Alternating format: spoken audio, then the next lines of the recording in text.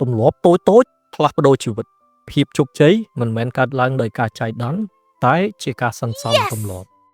អូបសួរខ្លួនឯងទេថាហេតុអ្វីបានជាយើងតែងតែដាក់គោលដៅតែចុងក្រោយយើងនៅតែបរាជ័យចម្លើយនោះគឺយើងមើលរំលងរឿងតូចតាច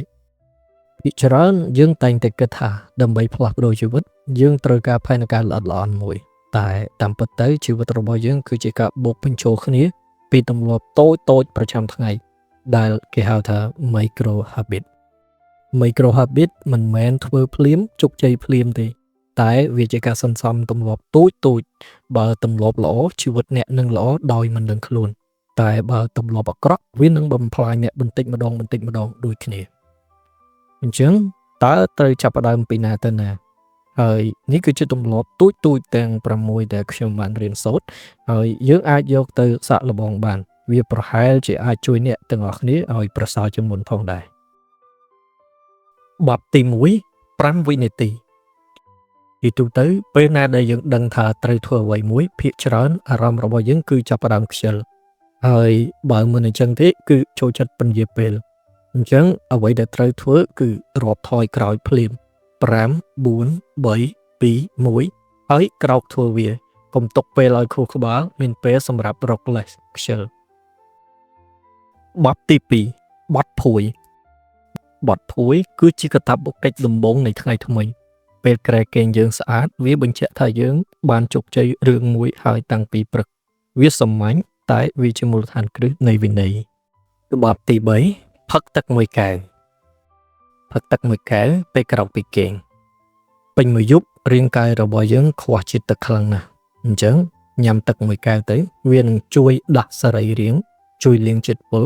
ប្រព័ន្ធរំលាយអាហារនិងដាស់ខួរក្បាលរបស់អ្នកឲ្យដំណើរការលឿនជាងផឹកកាហ្វេមួយកែវទៅទៀតបទទី4អានសៀវភៅ5ទំព័រអានសៀវភៅតែ5ទំព័រក្នុងមួយថ្ងៃអត់ចាំបាច់បង្ខំអានឲ្យចប់មួយក្បាលទេអានតិចតែអានរាល់ថ្ងៃចំណេះដឹងយើងមិនមែនបានមកពីការអានច្រើនក្នុងមួយថ្ងៃទេតែមកពីការអានជាប់លាប់ហើយអានជាប្រចាំបទទី5សរសេរភាពរីករាយយ៉ាងតិចឲ្យបាន3នៅក្នុងថ្ងៃនេះសរសេរមុនចូលគេងសរសេររឿងល្អដែលកើតឡើងចំពោះយើង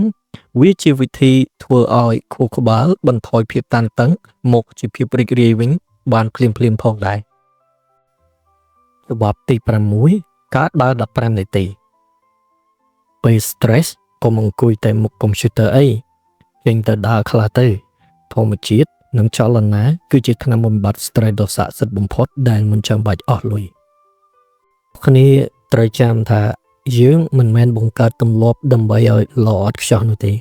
យើងបង្កើតទម្លាប់ដើម្បីឲ្យខ្លួនយើងថ្ងៃនេះប្រសើរជាងខ្លួនយើងកាលពីម្សិលមិញកុំចាំថ្ងៃស្អែកបើយើងអាចធ្វើបានទាំងអស់ក៏ល្អ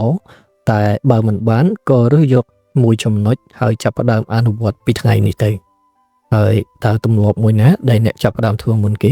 ខមមិនប្រាប់ admin នៅខាងក្រោមនេះ